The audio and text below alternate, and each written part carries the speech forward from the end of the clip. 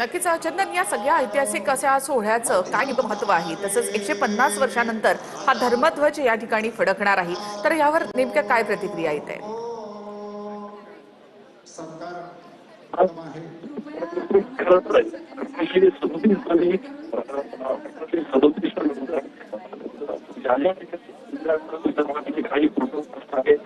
या ठिकाणी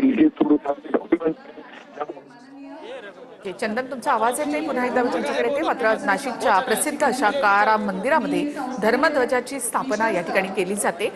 सिंहस्थ कुंभमेळ्याच्या निमित्तानं या धर्मध्वजाची स्थापना या ठिकाणी केली जात आहे। जवळपास 150 वर्षानंतर धर्मध्वज या ठिकाणी फडकणार आहे। 70 फूट शिखरावर या ध्वजाची उभारणी केली जाते।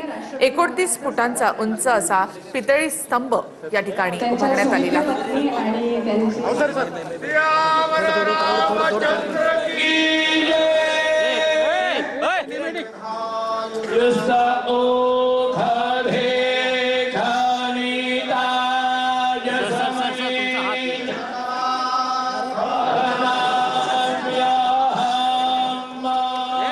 मागे